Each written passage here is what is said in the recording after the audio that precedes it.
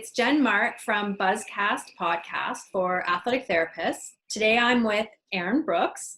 She's joining us today, and Erin was with the Argos and won a Grey Cup with the Argos. And we're talking about the Grey Cup right now because it should have been handed out not that long ago. It hasn't happened, but we want to sort of bring that magic back. So welcome, Erin, and let's get down to it.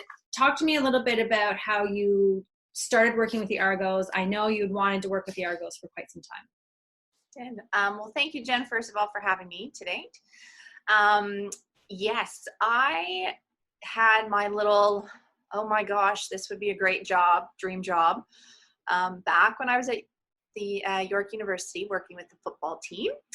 Cindy Hughes was our head therapist at the time, and I remember saying to her, oh, it'd be great. I like the football atmosphere, the camaraderie of the team. And I just remember saying to her, that would be like a dream job. And a couple years later, Jerry Townend, who was the head therapist of the Argos at the time, reached out to Cindy asking if she had some students that she'd recommend helping out with training camp. And I was fortunate to be selected to help out at the 2000 training camp that year. That's great. So it kind of happened for you. The universe allowed that, you put it out to the universe and it happened. Yes. Now, there was already a female therapist working with the team at the time, but there had not been a female head therapist. So when you kind of were working there and rolling into becoming the head therapist, how did you feel about all of that, knowing that, you might be the first, you were the first? Well, yes. So when training camp in 2000, there was a female, Lisa. She was one of the assistant therapists at the time. In 2001, Jerry hired me as his assistant. And so having the female in the, Argos kind of employment wasn't so unheard of. So I had 2001 season with Jerry and Dom Nicoletta. They're both now with the Ottawa Senators. I went back in 2002 for the season with Jerry, and halfway through that season, Jerry was basically headhunted by the Ottawa Senators and left mid-season. I remember I was convincing myself Jerry wasn't leaving. There was no way he was going to leave the team. But sure enough, there was, I think, a 5-day turnaround when he initially told me to when he left. And then I was there after that for about 10 years. Yeah, that's great. And so how did you keep your confidence and your determination going as a female working in a pretty male-dominated sport? I have to attribute that to having really amazing therapists that we worked with. They were the glue, they were the rock that we worked at. We worked really well as a team.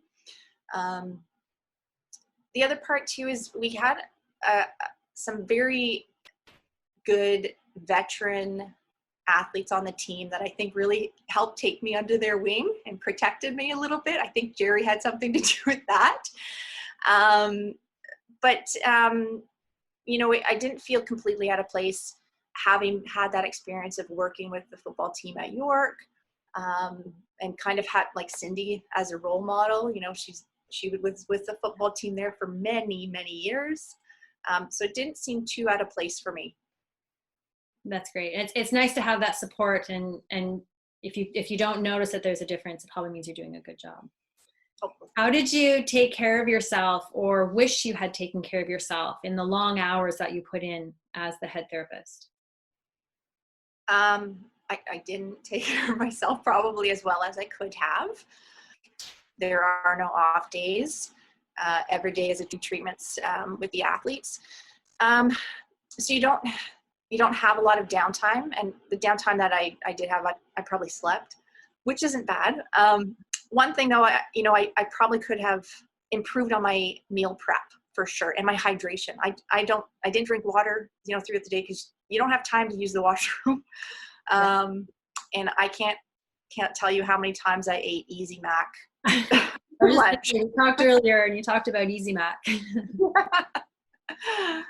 Yeah, so that might be something for people going into this, and I think it's much more the forefront now in a lot of therapists' minds and people in general that we have to take care of ourselves as well. Absolutely. Yeah, to get through, especially those long hours.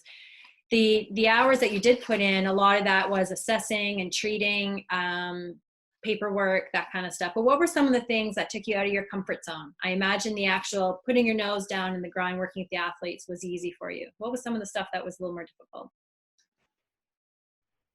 I do have challenges when you have a old school mentality, old school with certain things, but back then dealing with coaches that just had that mentality of I played through broken bones and that's just how it was done and things like that. And times have changed, right? Like athletes are more aware and they know their limits, which is great.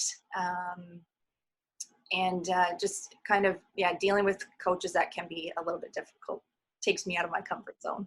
Yeah. Yeah. Something to think about in the professional environment for sure.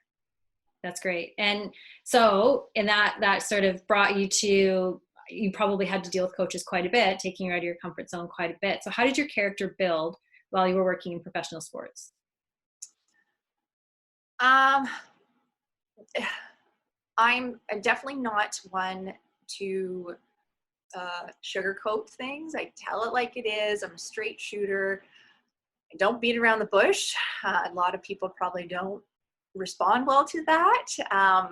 But I don't want to have any false pretenses with the athletes, talking to athletes about their injuries.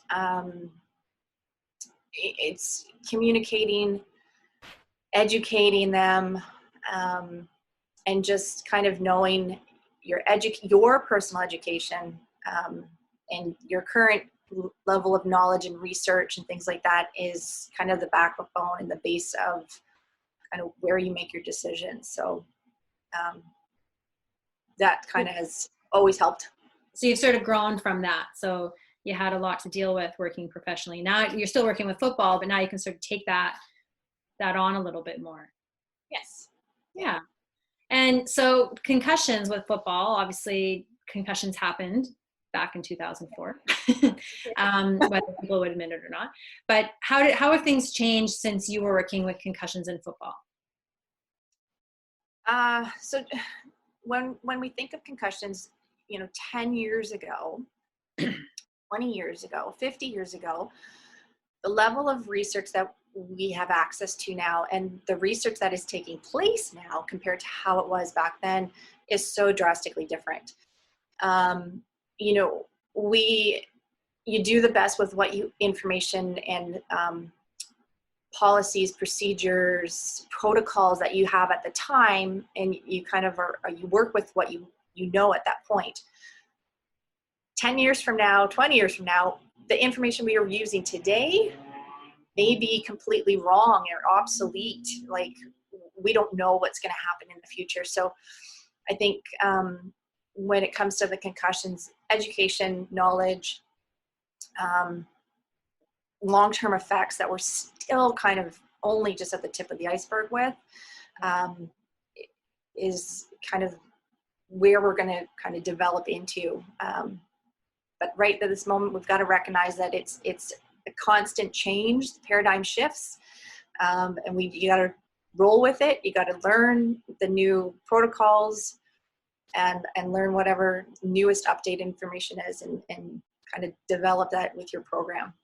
Yeah, 100%. So much has changed, and I'm sure you wish you had known all of this way back working. Absolutely. Well, and even, you think in 10 years from now, the information that we have now it's going to be so different, and we'll look back and we're like, well, man, I wish I knew that 10 years ago. Yeah, you're right. It's a constant, constantly evolves. Exactly. So when you take that into winning the Grey Cup and being a part of the Grey Cup, those experiences that you're talking about, you were probably quite out of your comfort zone going through all those playoffs. The more you won, the more you had to work. I'm sure that built up, yes or no, as the closer you got to the Grey Cup? Absolutely. Yeah. Yep. So Yeah. very character building at that point, right? Yeah, you do whatever you can do to get those athletes ready and prepared for those games. Yeah, that's great. Well, thank you so much, Erin, for your time today. That's it for us at Buzzcast podcast. So we will talk to you another time. Thank you so much. Thanks, Jen.